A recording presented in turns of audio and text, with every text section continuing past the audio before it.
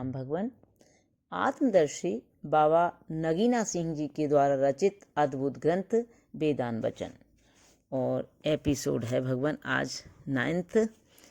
तो इसमें भगवान प्रस्तावना में जो प्रस्तावना चल रही है इसमें आज मुक्ति ये शीर्षक है इसका।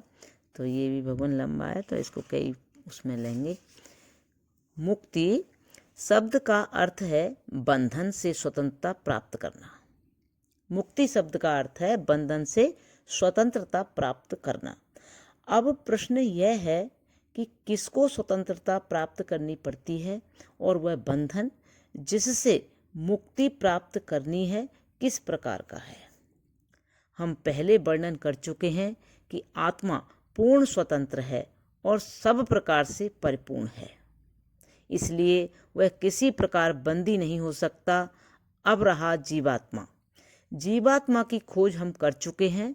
अंतःकरण आत्मा का जो भान या आविर्भाव हो रहा है उस आविर्भाव या आभास को जीवात्मा कहते हैं।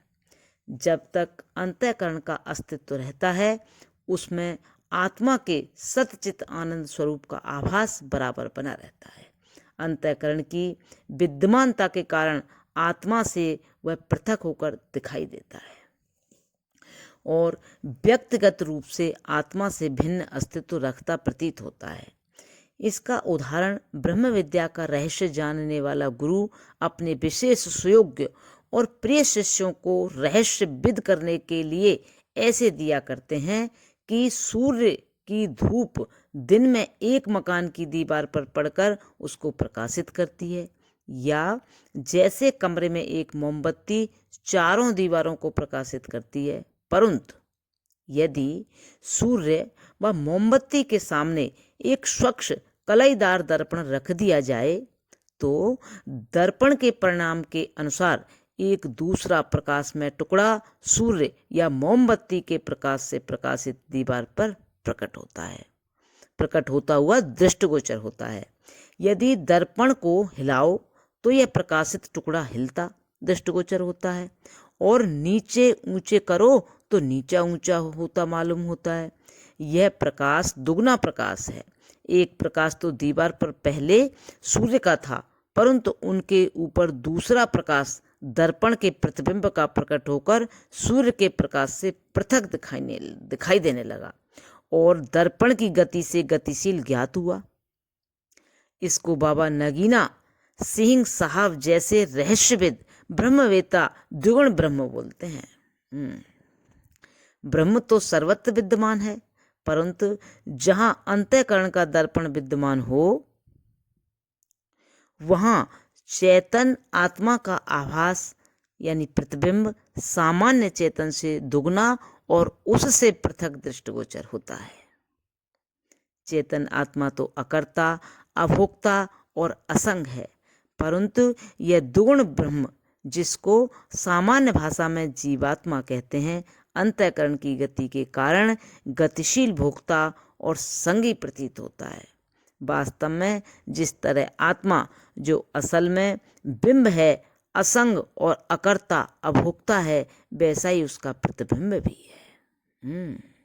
वास्तव में जिस तरह आत्मा जो असल में बिंब है, असंग और अकर्ता अभोक्ता है, वैसा ही उसका प्रतिबिंब भी है, जो कि आत्मा से भिन्न नहीं परंतु इसी के साथ साथ परछिन्न दर्पण की उपाधि के कारण दर्पण से परछिन्न और उसकी गति से गति करने वाला और टूटे हुए दर्पण से टूटी आकृति वाला और दर्पण के दूर हो जाने वाला प्रतीत होता है।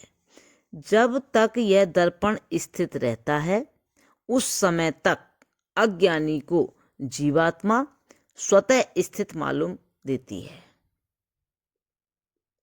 और वह उसी को कर्ता भोक्ता, ज्ञानी अज्ञानी, दुखी सुखी, जन्मता मरता समझता है।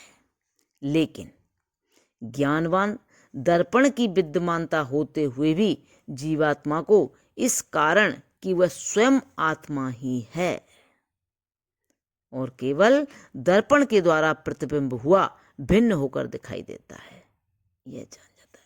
ठीक आत्मा ही जानता है और निश्चय करता है कि आत्मा से जीवात्मा भिन्न नहीं वरन वही है। एक सूर्य के सामने यदि 10,000 दर्पण या पानी से भरे हुए बर्तन रख दिए जाएं तो प्रत्येक दर्पण में और प्रत्येक बर्तन में एक एक सूर्य दृष्टिगोचर होगा, तो भी सब कोई जानता है कि सूर्य एक ही है। परंतु दर्पणों और पानी से भरे हुए बर्तनों की उपाधि के कारण प्रत्येक दर्पण और बर्तन में अलग अलग सूर्य दृष्टिगोचर होता है। इसी तरह ज्ञानवान जानता है कि एक ही व्यापक है, मगर जुदा जुदा अंतकरणों की उपाधि से अलग हुआ दृष्टिगोचर होता है। जिस तरह यदि दर्पण में लकीर पड़ जाए और दर्पण 2 टुकड़े होकर ऊंचा नीचा हो जाए तो प्रतिबिंब में भी दोष विद्यमान हो जाते हैं और दर्पण की लकीर प्रतिबिंबित वस्तु में लकीर और उलट पलट होती दिखलाती है।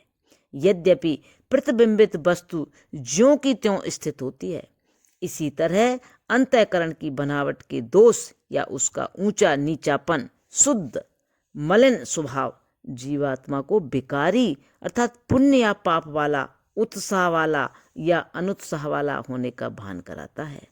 आत्मा का इन गुणों व दोषों से कोई संबंध नहीं, वह ज्यों का त्यों अपने स्वरूप में स्थित रहता है।